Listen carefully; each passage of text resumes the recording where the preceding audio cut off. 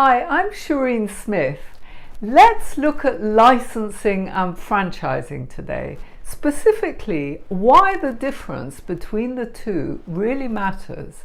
Now, people often assume that the difference between these two terms doesn't matter. Yet, if you get it wrong, you could be exposing your business to hefty fines in some jurisdictions. Before explaining this, let's just briefly consider what the two terms mean. Now, franchising is a way to scale a business once it's successful and proven. A well-known example of a business that has grown through franchising is McDonald's. By contrast, Starbucks has grown by opening its own branches. Now, franchising involves finding people who want to operate a business using your successful formula. To become a franchisee, people need to have the basic skills and experience to operate a branch of your business. The franchisor provides training in how to operate the business using its proven system and processes. You can franchise almost any type of business. With a franchise, the franchisor, that is the owner, is in control of the brand and training. It licenses, that is, grants permission to the franchisee to use the brand and other intellectual property and know-how in order to operate its successful business model. In exchange, the franchisee puts up the initial capital for the business, pays a license fee, and strictly adheres to the business processes and runs the business in the way stipulated in the franchisor's operating manual.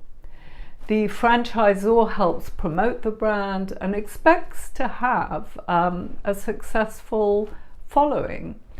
By following the proven path. The franchisor provides support to its franchisees in the form of marketing, suppliers, systems, training, and other resources and skills. The licensing of intellectual property, i.e., the permission, is at the heart of the contract, and the franchise includes licensing. Now, this is a term that simply means granting of permission to others to use the owner's know-how and confidential information, trademarks, logos, designs, copyright materials, and so on. For some businesses, there may be patents involved too. An essential element of a franchise is that it distinguishes it from a straight license relates to the formalities involved in setting up a franchise and the degree of control the franchisor retains. You see, a franchise agreement will usually give the franchisor the ability to control how the business is run. The franchisee must so closely follow the established processes and systems that if a customer visits their branch of McDonald's, say, they're going to find the familiar service that they're used to. They shouldn't be disappointed or be subjected to unpleasant surprises. Even the slightest deviation from the business format could damage the franchisor's brand, not just that particular outlet. For that reason, franchise agreements contain strict quality control provisions. Licensing is up next. Basically, the essence of licensing is also granting permissions to a third party, but it's to use some or all of its intellectual property.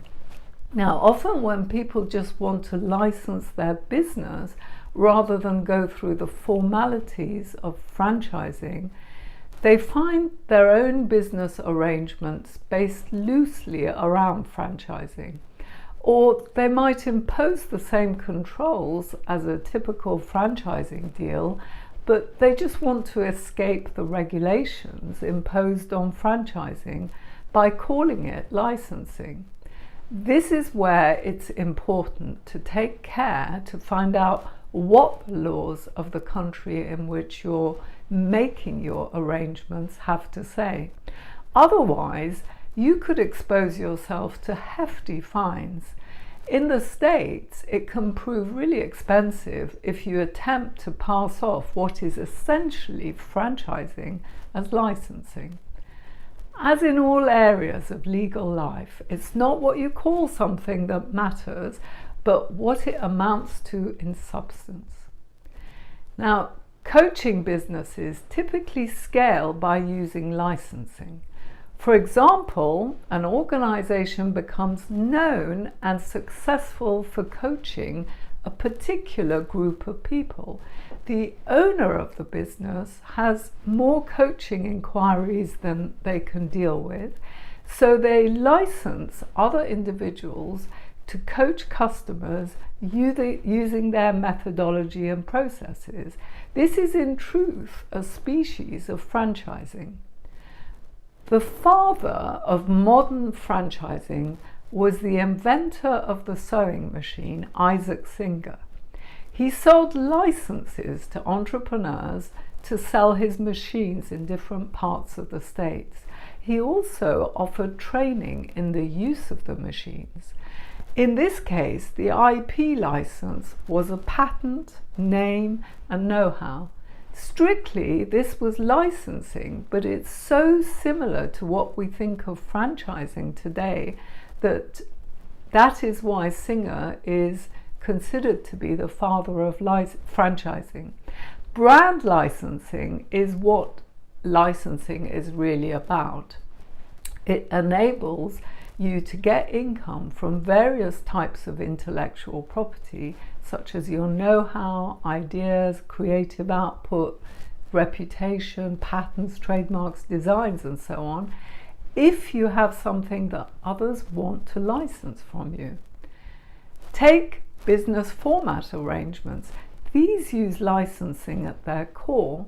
So, for example, a car wash develops a successful process and gets its customers to opt for hot wax and other optional extras.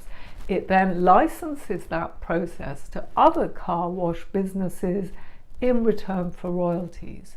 Now, these might be payments each month to use its way of promoting the wax so that more customers buy it.